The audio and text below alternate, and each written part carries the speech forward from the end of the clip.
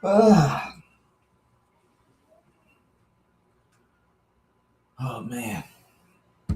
Shalom. Shalom. Shalom Hebrew daughter. Shalom Shabar Nasayawan. So Shabar. We will get started momentarily.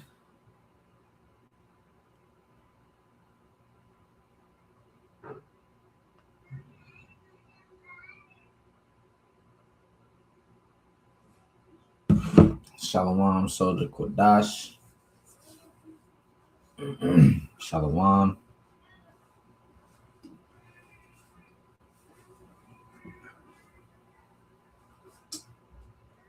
If you come in,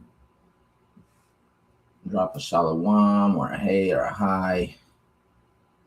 That way we can greet you before we get started in our lesson.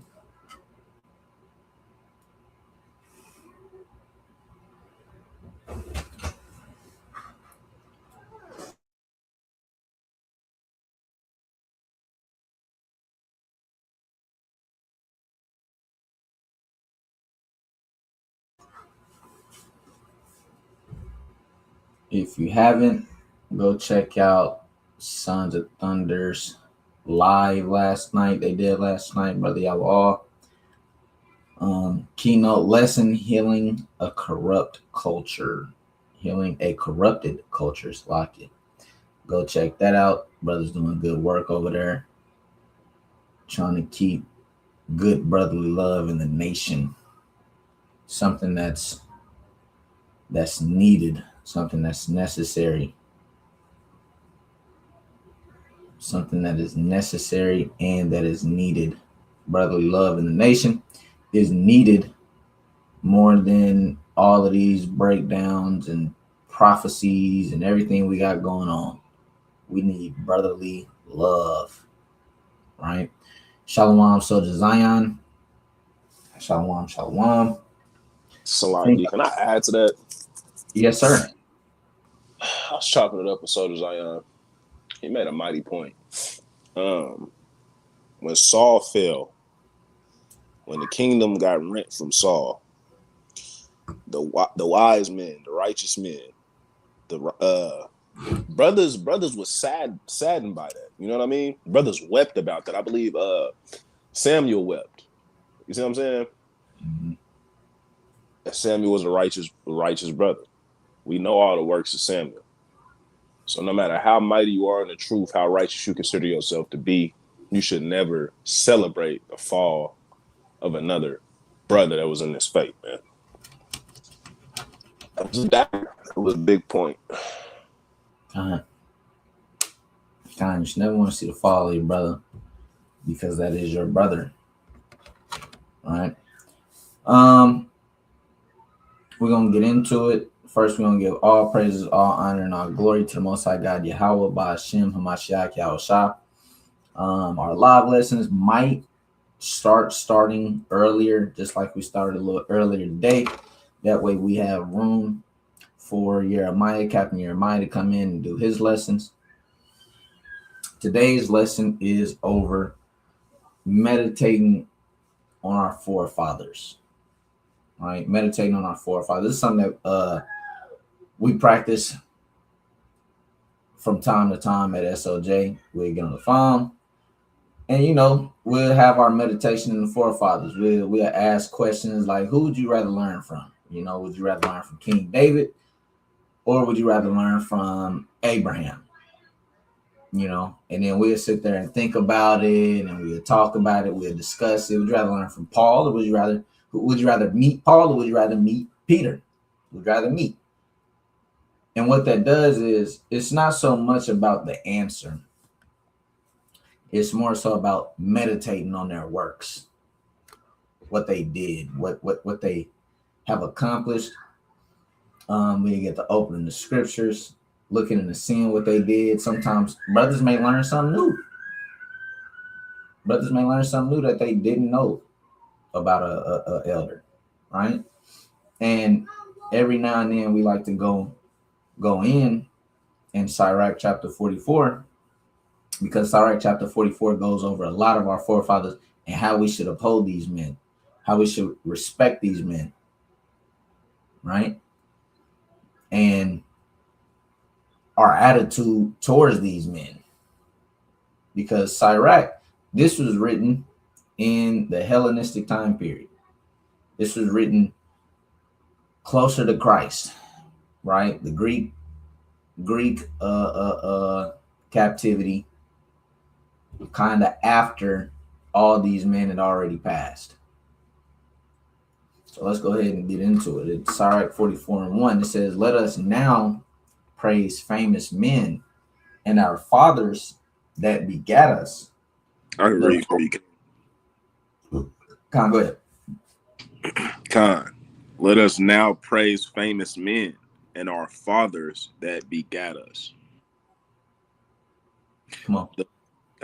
The Lord hath wrought great glory by them through his great power from the beginning. So the Lord wrought great glory by them through his great power, which means these men were vessels. These men were honored. These men were glorified. They brought glory and were glorified by the Most High. These were special men. And I think there's special men on this earth today, right? I think there's special men on this earth today who the Lord wrought great glory through, right? Going into a little bit of what I said earlier about respecting one another and brotherly love, we gotta practice more of that. Shalom, Officer Mahar. Shalom. Going into what we said earlier, we gotta practice much more of that. You don't know who the Most High is working great glory in. You may think a brother, you may see a brother, and you'll judge completely off appearance, and he may be one of the Lord's anointed, and you're not. There's an account in I think it's either Samuel or Kings, where King David was being cursed at by a man. King David, a man after the Most High God's heart, a man was cursing King David. He thought King David was in the wrong. Come to find out, the Lord ended up judging him.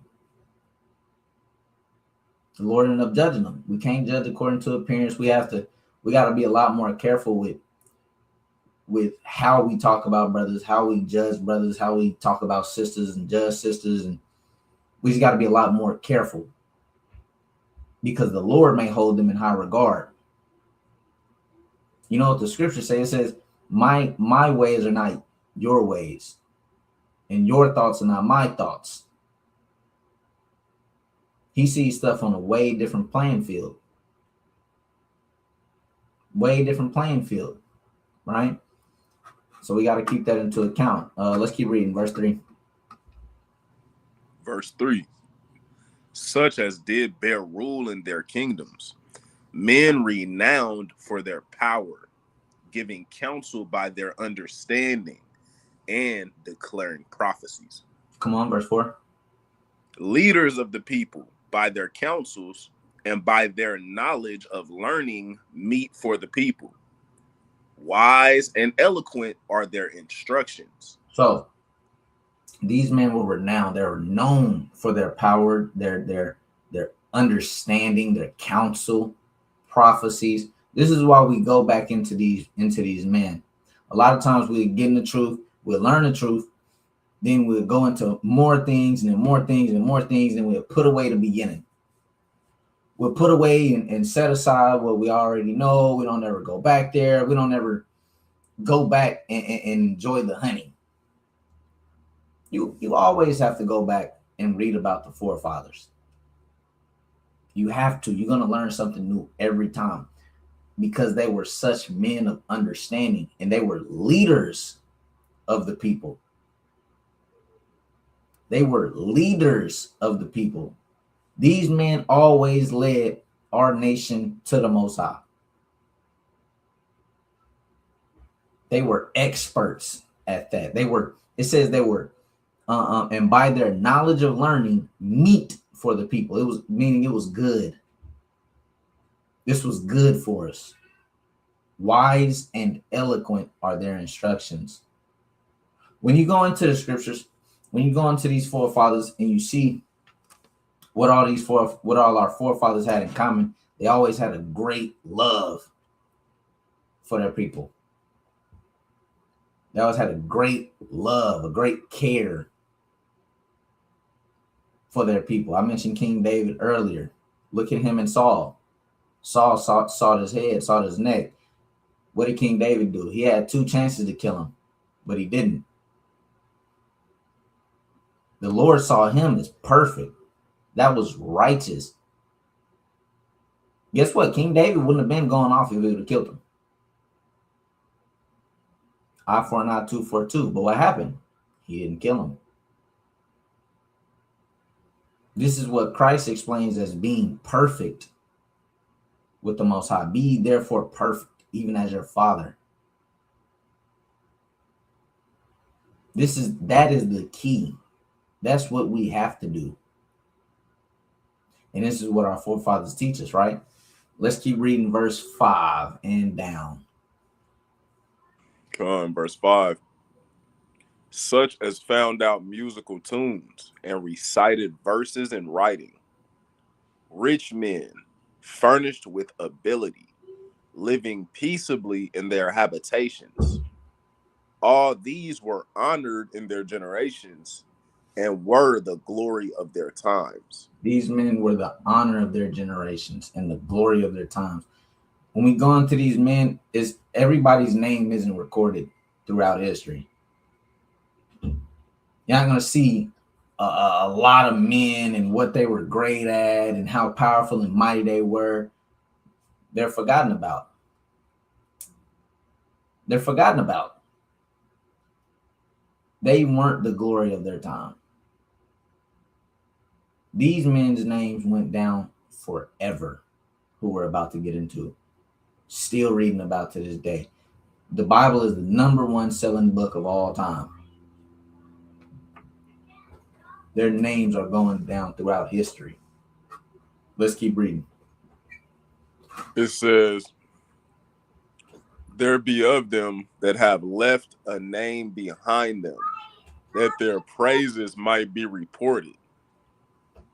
And some there be which have no memorial, who are perished as though they had never been, and are become as though they had never been born, and their children after them. I forgot this was even right here. I kind of just went over it. There be some which have no memorial. Nobody remembers them.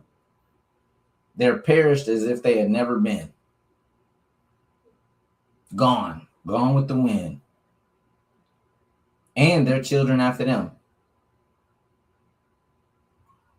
This is how the Most High rewards might, righteousness. Righteousness. Your name will be remembered forever.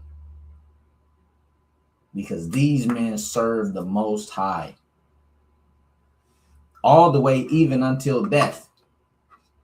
Right? Let's keep reading. It says, but these were merciful men, whose righteousness hath not been forgotten. With their seed shall continually remain a good inheritance, and their children are within the covenant. Come on, let's keep on. It says, their seed standeth fast, and their children for their sakes. Their seed shall remain forever, and their glory shall not be blotted out. Come on. Their bodies are buried in peace, but their name liveth forevermore. The people will tell of their wisdom, and the congregation will show forth their praise. And we are examples of that. The people will tell of their wisdom, and the congregation will show forth their praise. There's a reason why we're still talking about this. First person it mentions is Enoch. He was here before the flood. We're still talking about him. He's still remembered, still honored, still glorified. Why? Why though? It's because he served the Most High. Served the Most High tooth and nail. Dedicated his life to the Most High. And we're about to get into it. We're going to get into Enoch. Let's keep reading. It says, Enoch pleased the Lord and was translated, being an example of repentance to all generations. It says, Enoch pleased the Lord. Enoch pleased the Lord. There's a scripture goes, without faith, it is impossible to please the Most High. Enoch pleased the Most High. He got translated, meaning he didn't see death. He didn't taste death. He didn't die. Nobody killed him. He didn't have a heart attack. The Most High took him. And we're going to get into the story on how and why the Most High took him. Let's go into Genesis chapter 5 real quick. This is the first account we see of Enoch. Genesis chapter 5. Both of y'all got the green light to touch on anything, by the way. Let's read that. Genesis 5 and 22. The book of Salaki. I almost said the book of Enoch. Nah, brother, never mind. You ain't got the green light no more, bro. Everybody, I got it, bro. It's getting crazy. Hold on. The book of Genesis, chapter 5 and verse 22. And Enoch walked with God after he begat Methuselah 300 years and begat sons and daughters. So, Enoch walked with God after he begat Methuselah. He birthed I believe Methuselah is the man that lived the longest out of everybody. I think he's the one that's seen the most days, right? And it says, and all the days of Enoch were 365 years. 365 years. This is how old Enoch was. Now, you may be thinking, this is old. This is real old. But the account we're going to grab within the wisdom of Solomon, Enoch actually was young. Enoch was actually young, right? But it said he walked with God. He walked with the Most High, meaning he kept the law, statutes, and commandments. Obviously, not the laws of Moses, but the laws that was given unto him, right? Because obviously the laws of Moses weren't here yet, technically. But it says, verse 24, and Enoch walked with God, and he was not, for God took him. This is going into that translated, where the Most High took him up. There was only 3 men, from what I know, from what I remember, to only be translated, to be recorded to be translated. I don't know how many men that got translated on earth. No answer for that. But it recorded, I only know of 3 men. Enoch, Elijah, and Christ.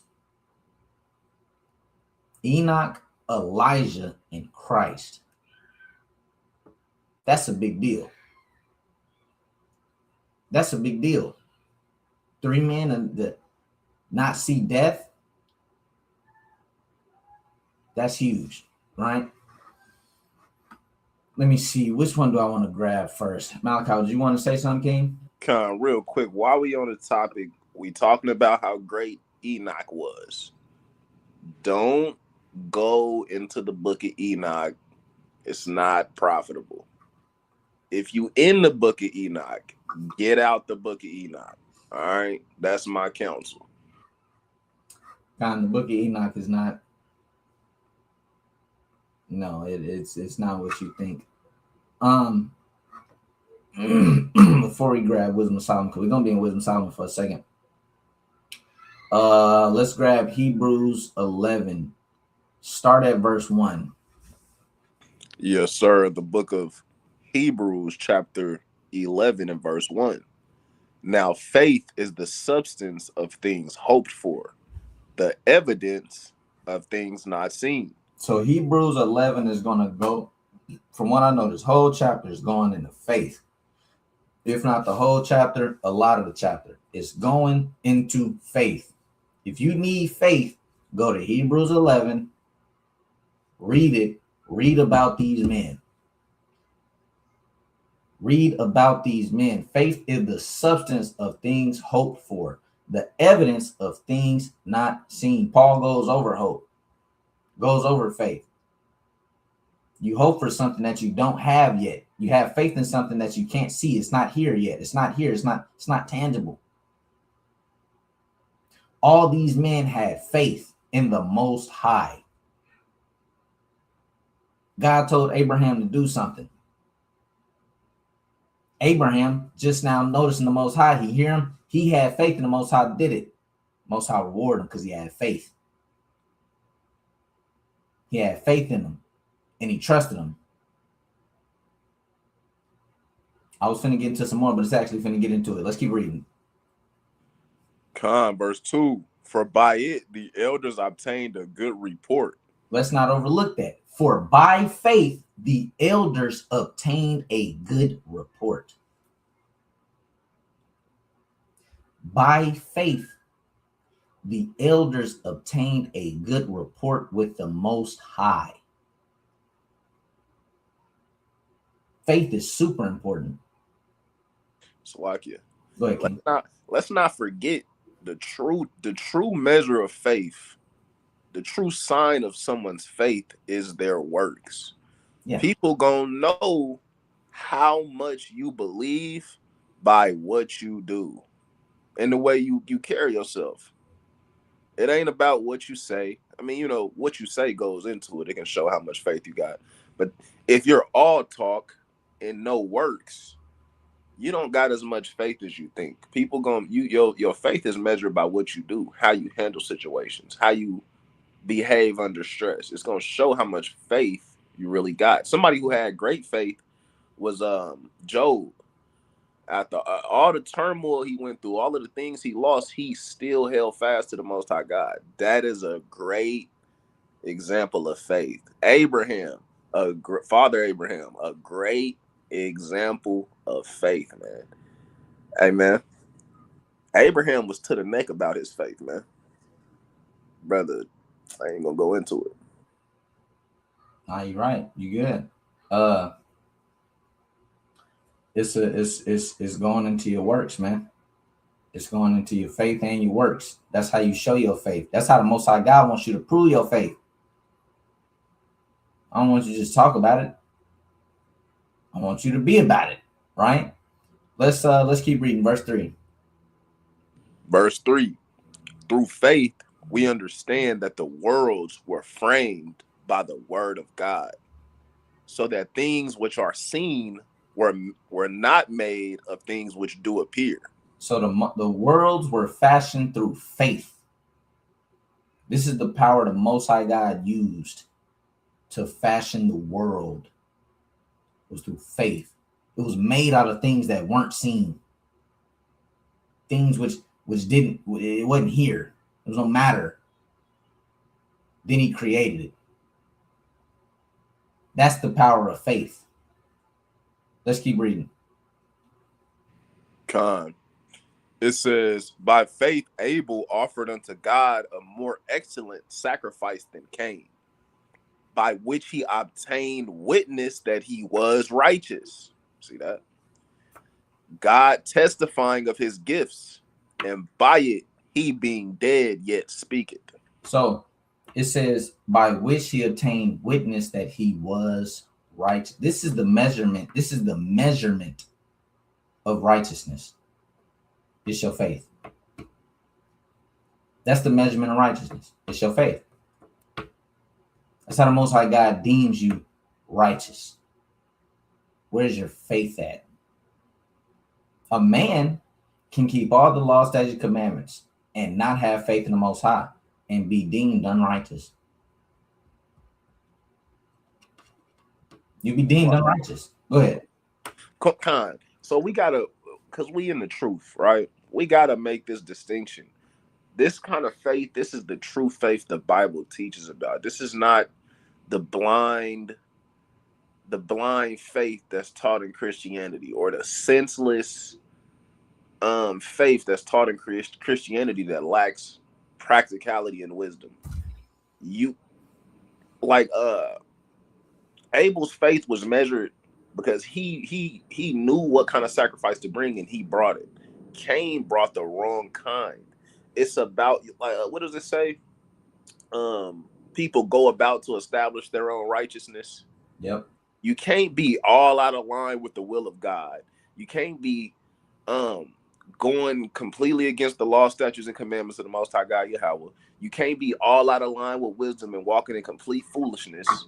You're not handling none of your business. You're not doing what wisdom tells you to do, right? And think miracles and extreme. You gonna be. You don't think you're gonna be accounted faithful? It don't work like that. You ask the Most High for a car, you're not even saving no money so you can buy the car when the opportunity arises. You leaving out the practicality. You leaving out the wisdom. It's foolishness. It's not. That's not faith at all. That's nonsense. So understand what faith really means. You got to be obeying God. You got to be in line with the will of God, and you have to be in line with wisdom. Then you can be in position to honor the Most High and to receive these kind of blessings and so on and so forth. But it's not that kind of blind faith they teach in Christianity. Like if you pray for a car gonna fall out the sky. The Most High can make a car fall out the sky. But why would he do that if you're not in line with his will and with wisdom? But I digress.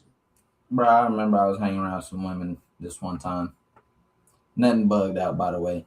If you knew the context, you would understand. I was around these women, and I heard their conversation. One woman was like, I really want these shoes. It wasn't going into nothing, bro. It wasn't talking about Jack, but she was saying how she want these shoes bad for some reason. Shorty said, I'll pray to God so you can get them. That's that's we gotta look at that right there. We need to do a tutorial on what not to pray for. Let's start there.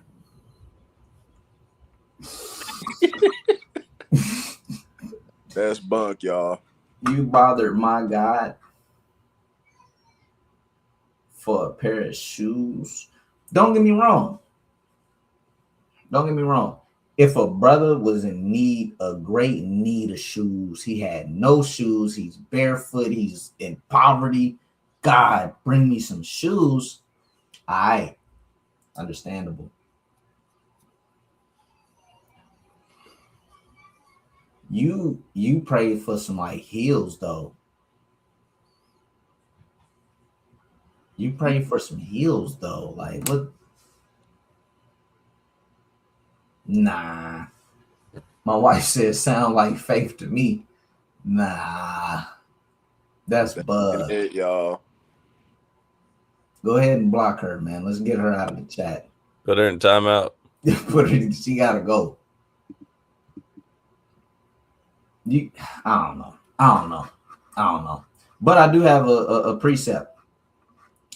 Proverb going into Cain and Abel sacrifice. Proverbs, I believe this is 21 and 27. It says the sacrifice of the wicked is an abomination. How much more when he bringeth it with a wicked mind? How much more when he bringeth it with a wicked mind? Abel knew the sacrifice to bring. He had faith in it. Cain's, however, was not mingled with faith.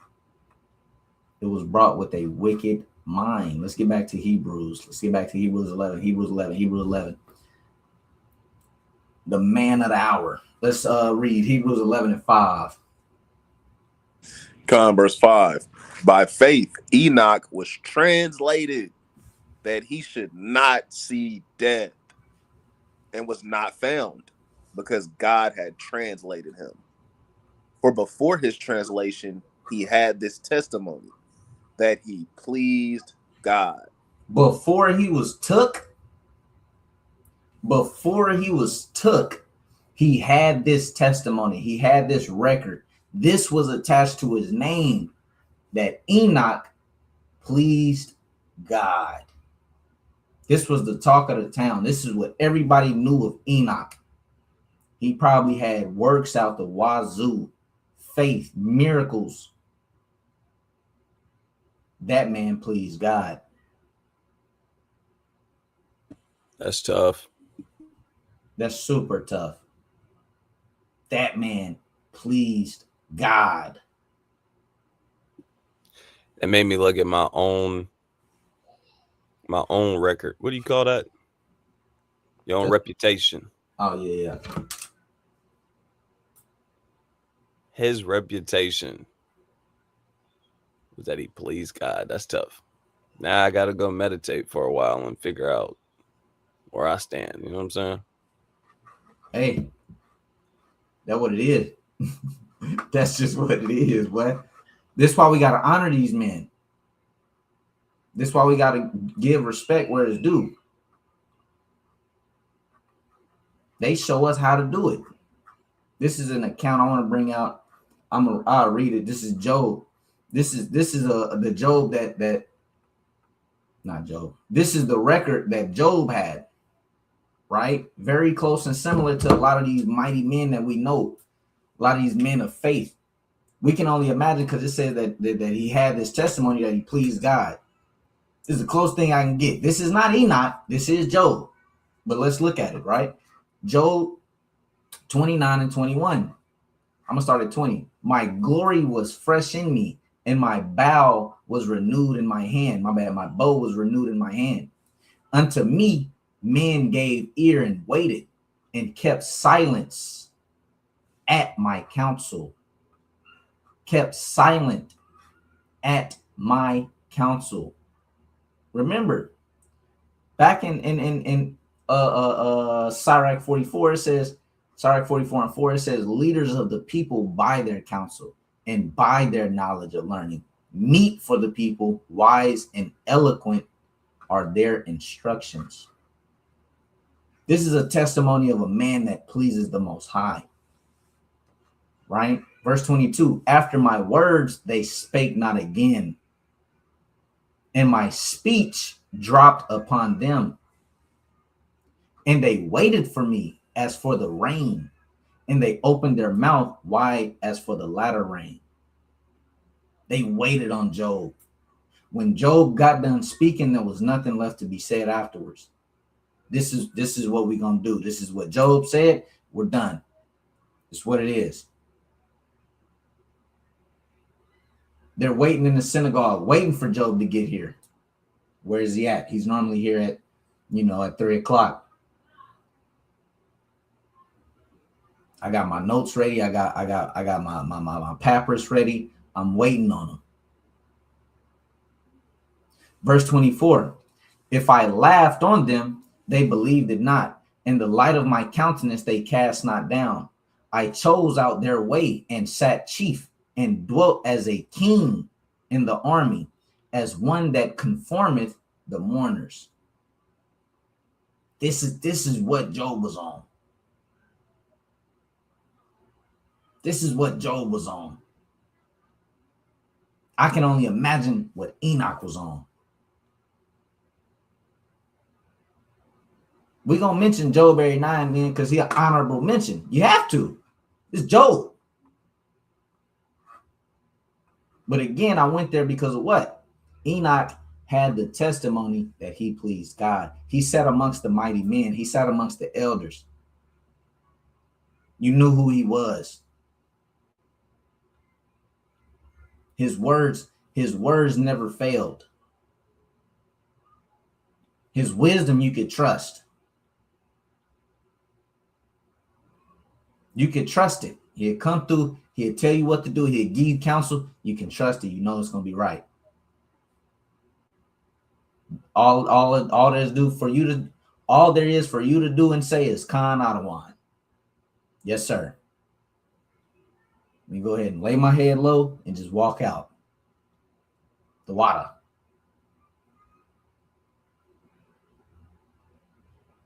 Read verse 6. I quoted this earlier. Read verse 6. Verse 6. But without faith, it is impossible to please him. For he that cometh to God must believe that he is, and that he is a rewarder of them that diligently seek him. They said this directly after it said Enoch pleased God. They wanted to show you that he pleased him with faith. Without faith, it is impossible to please him. Without faith, it is impossible. It is not, you cannot do it. It can't happen. It's not gonna happen. It says, for he that cometh to God must believe that he is, and that he is a rewarder of them that diligently seek him. The Most High God will reward you, man. We don't know the life of the life of Enoch in great detail. We don't know what he went through. There's no telling what he went through. But he does have this testimony that he pleased God. Whenever I read in the scriptures, a lot of men that pleased the Most High, they had sometimes they had hard lives, but they always came out on top. They always came out on top. They always won in the end. What is saying, Sirach? Who is he? Let me just grab it. Let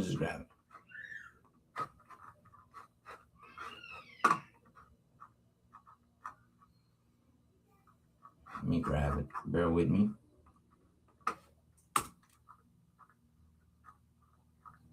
Sirach, chapter 2 and verse 10.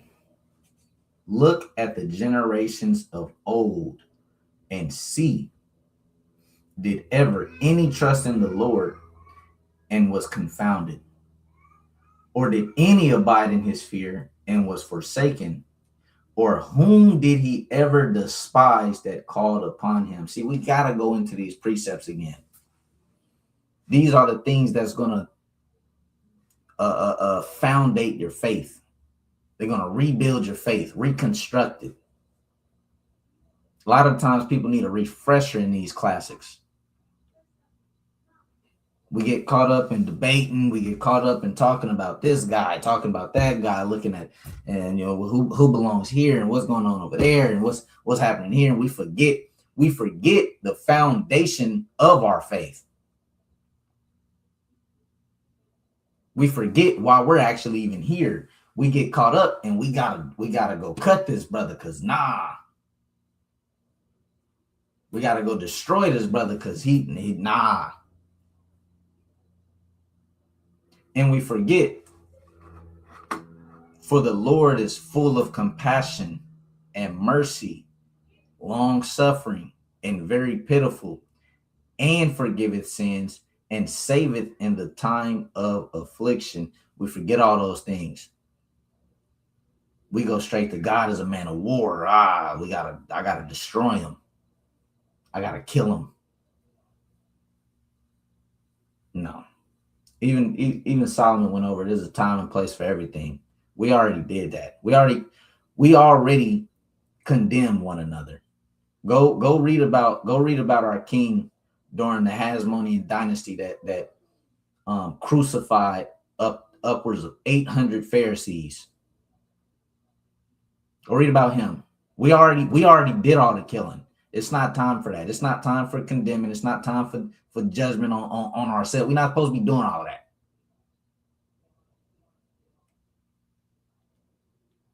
It's a time for rebuilding, coming together.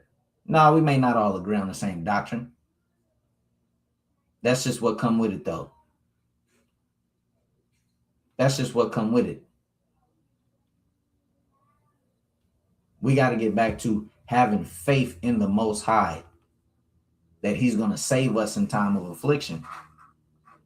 That's what Enoch did. That's what he had going for him. Let's get Wisdom of Solomon chapter 4. Let's get Wisdom of Solomon chapter 4. Let me see where I want to start. Let's see where I want to start.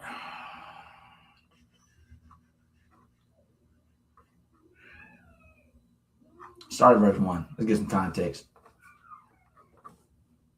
Malachi, you on mute. Verse 1. Better it is to have no children and to have virtue, for the memorial thereof is immortal, because it is known with God and with men. It is better to have no children, but to have virtue, power, fruits of the Spirit, faith. It says, for the memorial thereof is immortal. You can have children and go down in history and nobody ever know you. Look at Paul. Paul didn't have children. His memorial is forever. Why? Because it is known with God and with men. Let's keep reading. When it is present, men take example at it, and when it is gone, they desire it. It weareth the crown and triumpheth forever, having gotten the victory, striving for undefiled rewards. This is virtue. This is virtue. Men take example at it, and when it's gone, they desire it. This is what these men carry. This is what Enoch carried. He carried virtue. This is what Job carried. We just read it. They waited upon me. I sat as king in the army. That means what? It weareth the crown and triumpheth forever, having gotten the victory. And these men did all of these. They sought all of this through righteousness. Let's keep reading. Like it real quick. Hey, these is the teachings of Hamashiach, man. This is let your light shine before men, so they can glorify the Most High in heaven. This is storing up riches in the kingdom of heaven. It's a striving for undefiled rewards. This is something the glory of the world can't get you, man. This is something the riches of the world can't get you, man. But verse 3. But the multiplying brood of the ungodly shall not thrive, nor take deep rooting from bastard slips, nor lay any fast foundation. Come on. For though they flourish in branches for a time, yet standing not last, they shall be shaken with the wind, and through the force of the winds, they shall be rooted out. This is what's going to happen to the ungodly. They're not going to take deep root. They're not going to last. They're not going to be here forever. They're not. They're going to be shaken with the wind through the force, and they're going to be rooted out. Let's keep reading. Verse 5. The imperfect branches shall be broken off, their fruit unprofitable, not ripe to eat, yea, meat for nothing. Meat good for nothing, unprofitable, vain, children of Belial, trees meant to be destroyed. You know the Most High, he's so powerful. There's trees and certain types of wood that's good for various things. Yeah, wood good for buildings, wood good for stable foundations. Then you have wood good for the fire. It's just meant to be burned. That's all. That's these men. They're just meant to be destroyed. Unprofitable, good for nothing. Come on, verse 6. Verse 6. For children begotten of unlawful beds are witnesses of wickedness against their parents in their trial. So the children begotten in unlawful beds are witnesses of the wicked against their parents. This been going on. Solomon is getting into things happening in time. Things happening nowadays still too, but things that also happened in time past. In time past, there was a great deal of wickedness in the earth going on during the time of Enoch. Let's keep reading. But though the righteous be prevented with death, yet shall he be in rest. Come on. For honorable age is not that which standeth in length of time, nor that is measured by number of years. It says, for honorable age is not that which standeth in length of time. Honorable age is not that which standeth in length of time, nor that is measured by number of years. Honorable age, it can be a very young man. Christ was a very young man, and he understood many things. He understood the things that the elderly didn't even understand. You ever met an elder that didn't deserve the title elder? A man of gray hair, and it wasn't gray hair because of wisdom. That's what gray hair is supposed to represent. It's supposed to represent wisdom, but there's no wisdom in him. This is what it means. Honorable age is not that which standeth in length of time. You can be an old fool. You can be an old fool. Haven't learned anything from your years. That's what old age is supposed to get you. It's supposed to get you experience. It's supposed to get you wisdom. Age is something you can't even buy. You can't purchase it. That's what comes with age. Old man look at you and say, I got something that you can't even buy. I have time. I have experiences. But not all the time. Like I said, you got old fools out here. Let's keep reading.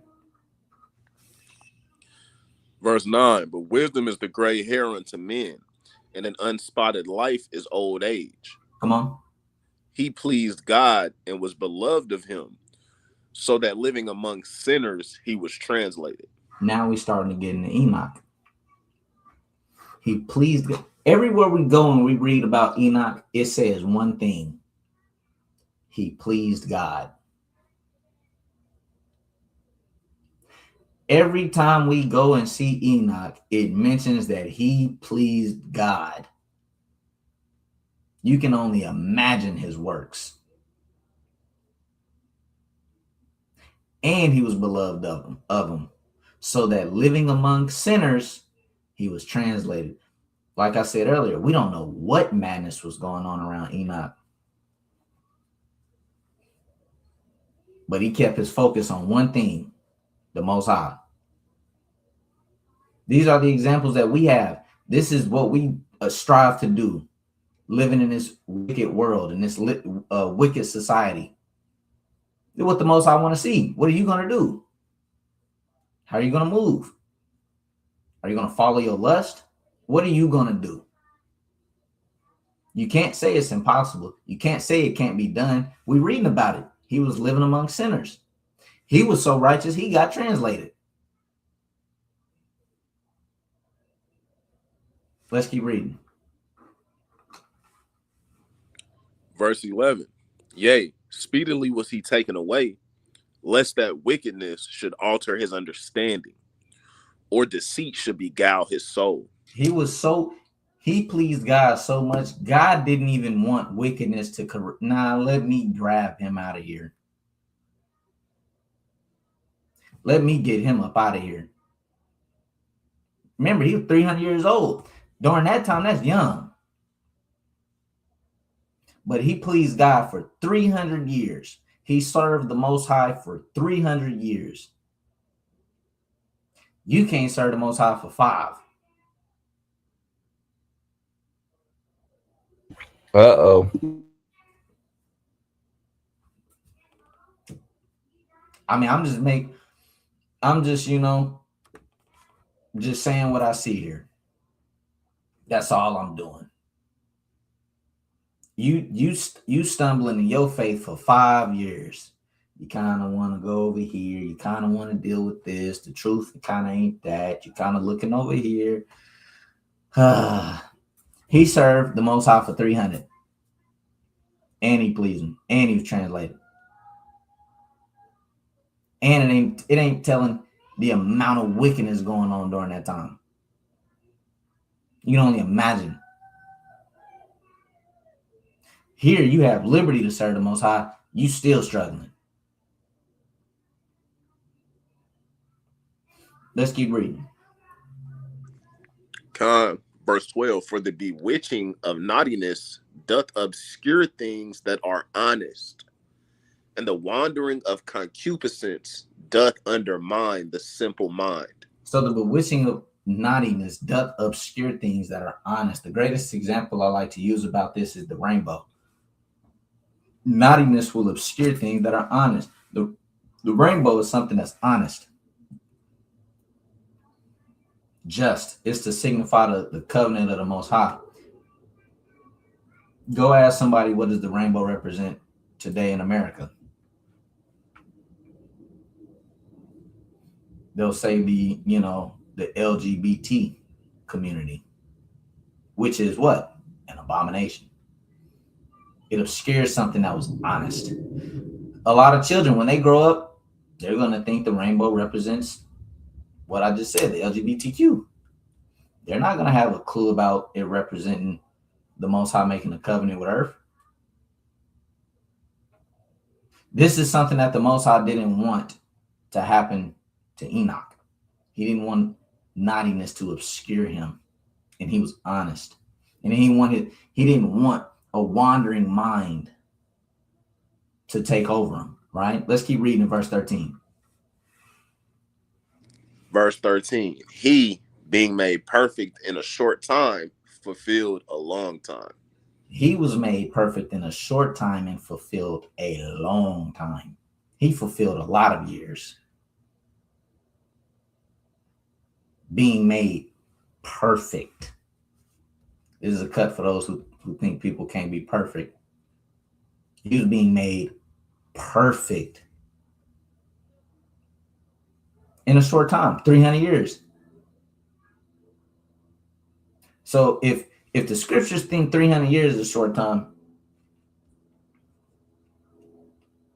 and you struggling at year 5, I don't know how the angels and the Most High represent what you got going on. Like, bro, you last like 2 seconds using this thing for like literally like 3 seconds, bro. Like, well, what? That's how much faith you had? Okay. Let's keep reading. Verse 14. Verse 14, for his soul pleased the Lord, therefore hasted he to take him away from among the wicked. Come on. This the people saw and understood it not, neither laid they up this in their minds, that his grace and mercy is with his saints, and that he hath respect unto his chosen. So the people saw Enoch vanished, and they didn't understand it. They didn't understand it. Some may have called him wicked. It might actually get into that. Let's just keep reading. Verse 16. Thus the righteous that is dead shall condemn the ungodly which are living, and youth that is soon perfected the many years and old age of the unrighteous. So the righteous that is dead shall condemn the ungodly that are living. We use the righteous men that are dead now to condemn men that are living. Their words are still holding true. The words of Solomon, the words of King David, the words of Moses, the words of Noah, the words of Enoch. We're still using them in their testimonies to condemn the ungodly that are here now still. Enoch lived thousands of years ago.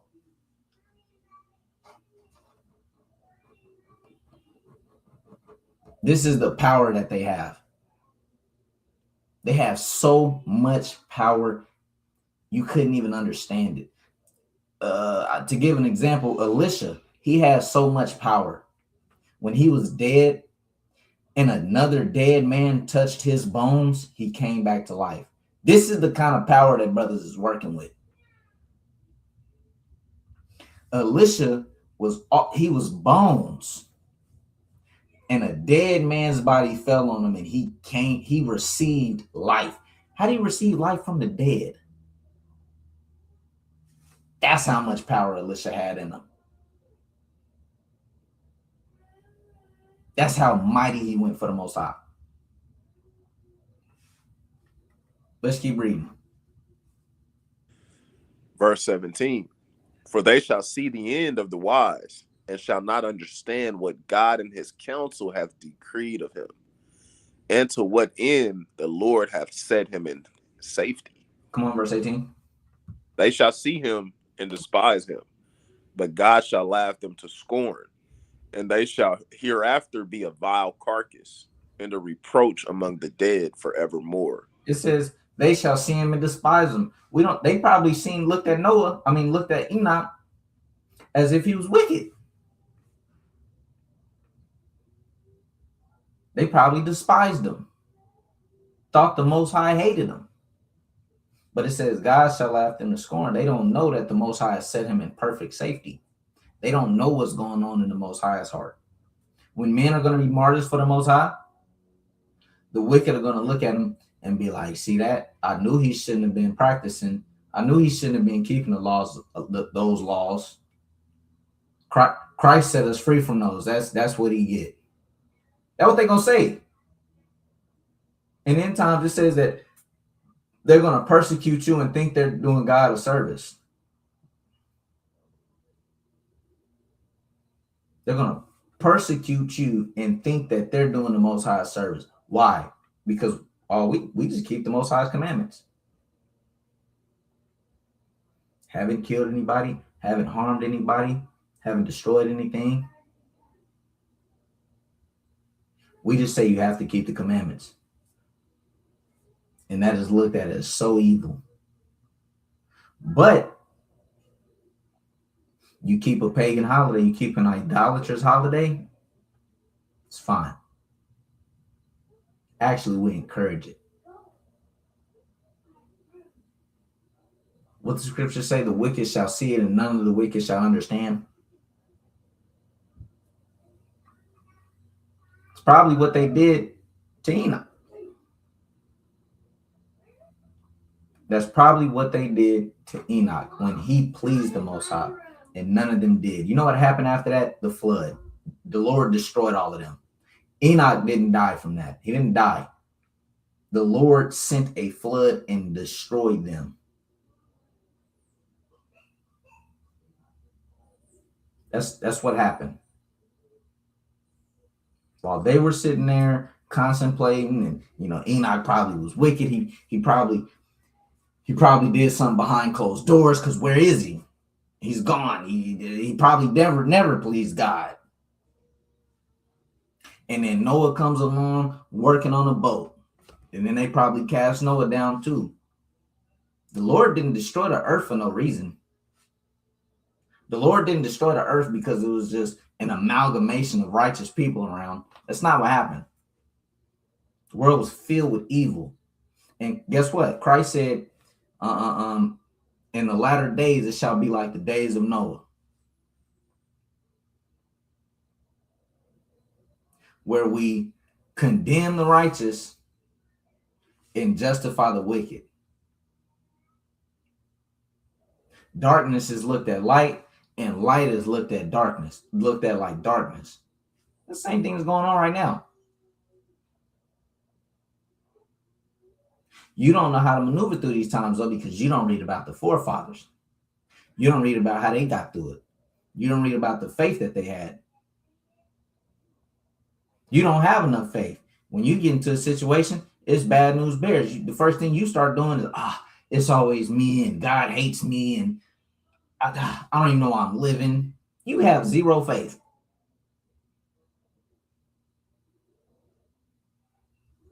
A man of the Most High, he's going to get put in a situation. He's going to get thrown in the lion's den. You know what he's going to do? He's going to call upon the Lord. He's going to get thrown in fire. You know what he's going to do? He's going to start calling upon the Lord.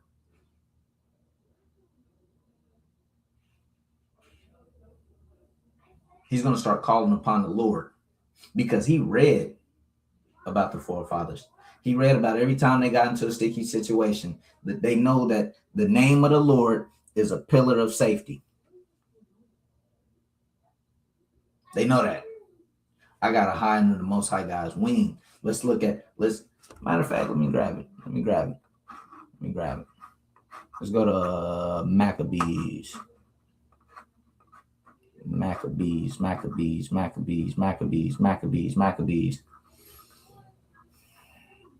Let me see where I want to start.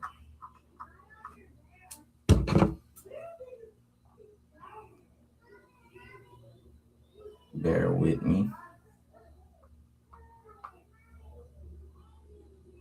Boom. There we go. First Maccabees chapter 2. We're going to start at verse 50. 50. Now I'm going to start at 49. Check this out. First Maccabees chapter 2 and verse 49. Now when the time drew near that Mattathias should die, he said unto his sons, now hath pride and rebuke gotten strength, and the time of destruction and the wrath of indignation. He knew sorrowful times were coming. But what did he say? Well, did he say we should just give up? We should go bow to their king, give up the Most High. Let's see what he said. Now, therefore, my sons, he's talking to his children. This is the counsel that he's giving his children before he dies. Be ye zealous for the law, and give your lives for the covenant of your fathers. This is what he's telling his children. Die for the Most High. That's what he said. Die for the Most High. Call to remembrance what acts our fathers did in their time. So shall ye receive great honor and an everlasting name. He wouldn't know to do this if he never read about the forefathers, if he never meditated on the acts of the forefathers. This was his dying words. This is what he came up with as he was about to die. As soon as stuff was about to hit the fan. We got to remember the forefathers and what they did in their time. He started listing off. Look, was not Abraham found faithful in temptation and was imputed unto him for righteousness? Joseph, in the time of his distress, kept the commandment and was made Lord of Egypt. Phinehas, our father, being zealous and fervent, obtained the covenant of an everlasting priesthood. Joshua, fulfilling the word, was made a judge in Israel. Caleb, for bearing witness before the congregation, received the heritage of the land. David, for being merciful, possessed the throne of an everlasting kingdom. Elias, for being zealous and fervent for the law, was taken up into heaven. Ananias, Azarias, and Misael, by believing, were saved out of the flame. Daniel, for his innocency, was delivered from the mouth of lions. And thus consider ye throughout all ages that none that put their trust in him shall be overcome. Fear not the words then, fear not then the words of a sinful man, for his glory shall be dung and worms. This is what he came up with at the end of his lifetime. Mattathias was a great leader, a great father.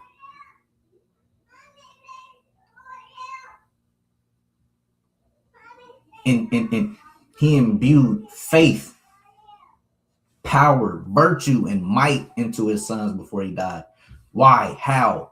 Through the forefathers. Through the forefathers and their testimony, because they pleased the Most High. They received an incorruptible name. They received glory.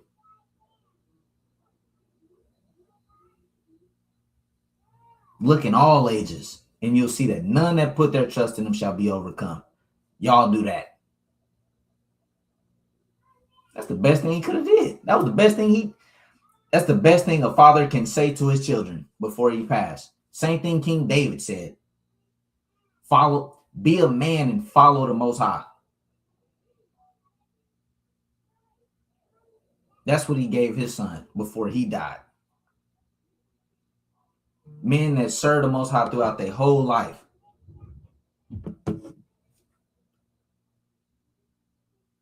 This is what we got to do.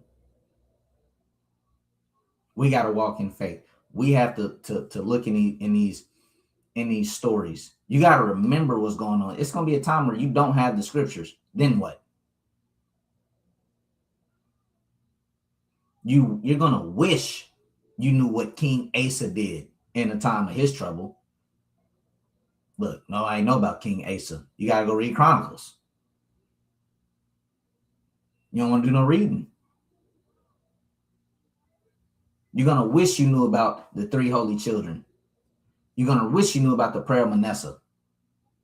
You're going to wish you knew about what Abraham did in this trouble. You're going to wish you knew what Daniel did when it came to this situation. You're going to wish you knew about Susanna and what she did and what she accomplished. You're going to wish you knew about Judith, what she did, her faith, how she got through it.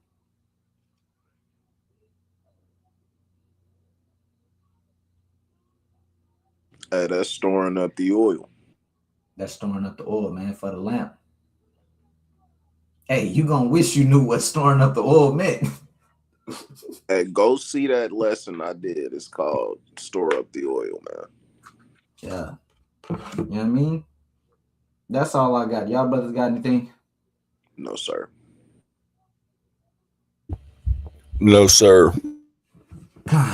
Lord willing, this lesson was edifying. Stay tuned for Captain Jeremiah's lesson. He should be going live around 11 or 11:30. I think around 11:30. Stay tuned for that. But with that, we want to give all praises, all honor, and all glory to the Most High God Yahweh, by Hashem Hamashiach Yahushua.